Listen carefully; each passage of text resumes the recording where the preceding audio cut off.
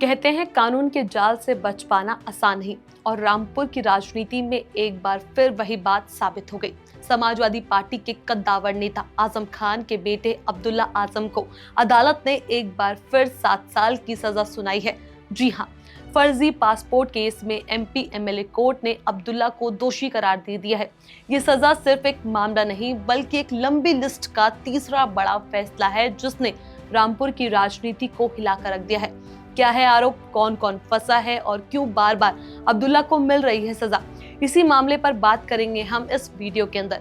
नमस्कार, मेरा नाम है ज्येष्ठा नागर और आप देख रहे हैं द हिंदी टॉप। रामपुर की सियासत में एक बार फिर बड़ा झटका लगा है। समाजवादी पार्टी के दिग्गज नेता और कभी उत्तर प्रदेश की राजनीति के सबसे ताकतवर चेहरों में गिने जाने वाले आजम खान के बेटे अब्दुल्ला आजम को एमपी एमएलए कोर्ट ने फर्जी पासपोर्ट केस में 7 साल की सजा सुनाई है। कोर्ट ने अब्दुल्ला को दोषी ठहराते हुए उस पर 50-50 हजार का जुर्माना भी लगाया है। सजा का ऐलान वीडियो कॉन्फ्रेंसिंग के जरिए किया गया जिसमें अब्दुल्ला रामपुर जेल से पेश हुए। ये मामला कोई पहला नहीं, ये अब्दुल्ला के जीवन की तीसरी बड़ी सजा है जहां अदालत ने उसे जाली दस्तावेजों के आधार पर पहचान बदलने और सरकारी दस्तावेजों में हेरफेर का दोषी पाया है। इससे 18 दिन पहले 2 पैन कार्ड बनवाने के मामले में भी रामपुर की इसी कोर्ट ने अब्दुल्ला और आजम को 7-7 साल की सजा सुनाई थी। 2023 में जन्म प्रमाण पत्र फर्जीवाड़े के केस में भी दोनों पिता पुत्र को 7-7 साल की सजा मिल चुकी है। दोनों इस समय रामपुर जेल में बंद है। फर्जी पासपोर्ट मामला साल 2019 का है जब भाजपा नेता आकाश सक्सेना ने सिविल लाइन थाने में केस दर्ज कराया था। आरोप था कि अब्दुल्ला ने 2 अलग-अलग तारीखों के आधार पर 2 पासपोर्ट बनवाए और उनका इस्तेमाल भी किया। एक पासपोर्ट में जन्म तिथि 1 जनवरी 1993 दर्ज की थी और उनके शिक्षा रिकॉर्ड से मिल खाती थी, लेकिन दूसरे पासपोर्ट में जन्म वर्ष 1990 दिखाया गया। यह अंतर इतना बड़ा था कि पूरा मामला सीधे फर्जीवाड़ा की तरफ इशारा करता था। आरोप सिर्फ पासपोर्ट तक सीमित नहीं रहा। जांच में ये भी सामने आया कि आजम खान, जो 2017 में अखिलेश यादव सरकार में नगर विकास मंत्री थे, उन्होंने अपने राजनीतिक रसूख का इस्तेमाल करते हुए लखनऊ नगर निगम से अपने बेटे के लिए फर्जी जन्म प्रमाण पत्र बनवाया। इसी फर्जी जन्म तिथि के आधार पर अब्दुल्ला ने 2 नकली पैन कार्ड बनवाया और फिर उन दस्तावेजों को आगे अपनी उम्र छुपाने में इस्तेमाल करते रहे। आजम खान का रसूख उस समय ऐसा था कि लोग कहते थे प्रदेश की आधी सरकार तो रामपुर से ही चलती है। स्ट्रेट प्लेन रामपुर तक सिर्फ उन्हें ड्रॉप करने जाता था और रामपुर में उनका प्रभाव किसी मुख्यमंत्री से कम नहीं माना जाता था।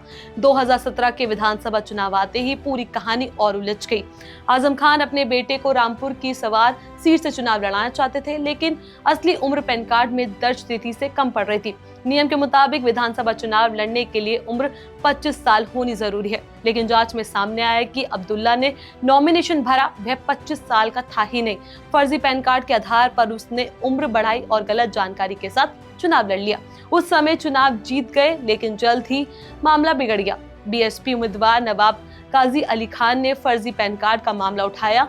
जांच हुई और सच बाहर आया। अब्दुल्ला ने फर्जी आयोग प्रमाण पत्र पर चुनाव लड़ा था। परिणाम स्वरूप चुनाव आयोग ने अब्दुल्ला की सदस्यता रद्द कर दी। उसके बाद अब्दुल्ला आजम और उनकी पत्नी तंजीम फातिमा को इस मामले में जेल भी जाना पड़ा। बात यही खत्म नहीं हुई। 2022 में अब्दुल्ला दोबारा चुनाव जीते, लेकिन कोर्ट में चल रहे अन्य मामलों में लगातार फंसते चले गए। एक केस में सजा हुई, फिर सदस्यता रद्द हुई, फिर चुनाव हारा और जीत का सिलसिला जारी रहा। लेकिन जितनी तेजी से राजनीति में उनका ग्राफ ऊपर जा रहा था, उससे कई ज्यादा तेजी से कानूनी मोर्चों पर मुसीबतें बढ़ती जा रही थी। आज की सजा ने उस मुश्किल को और गहरा कर दिया है। रामपुर की राजनीति में एक बार फिर आग भड़क उठी है। सोशल मीडिया पर सपा समर्थक इसे राजनीतिक साजिश बता रहे हैं, जबकि भाजपा समर्थक इसे कानून की जीत कह रहे हैं। इस पूरे मामले में भाजपा नेता आकाश सक्सेना लगातार सक्रिय रहे। आकाश अब तक 43 मामलों में आजम खान के खिलाफ सीधे पक्षकार है। ये पूर्व मंत्री शिव बहादुर सक्सेना के बेटे हैं और 2022 में आजम के खिलाफ चुनाव भी लड़ चुके हैं। 2022 में उपचुनावों में भी आकाश सक्सेना ने आजम खान के करीबी असीम राजा को बड़ी जीत से हराया था। इस जीत ने रामपुर में भाजपा की स्थिति मजबूत की और आजम खान की पकड़ कमजोर होती गई।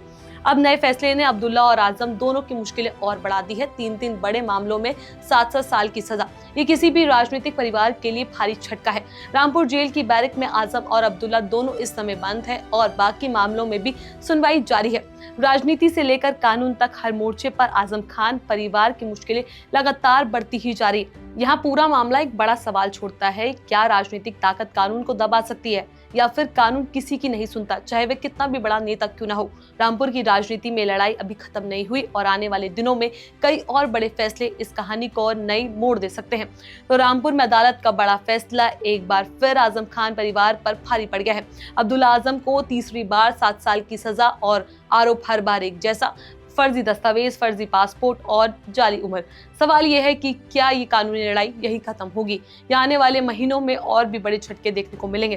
फिलहाल इतना तय है कि कानून के सामने अब्दुल्ला और आजम की मुश्किलें कम होने का नाम नहीं ले रही। इस खबर पर लेकर आपका क्या कुछ कहना है, अपनी राय हमें नीचे कमेंट बॉक्स में जरूर बताएं। ऐसी और भी वीडियोस के लिए आप हमारे चैनल द हिंदी टॉप को सब्सक्राइब कर लें। इसके अलावा आप हमें एक्स, फेसबुक और इंस्टाग्राम पर भी फॉलो कर सकते हैं।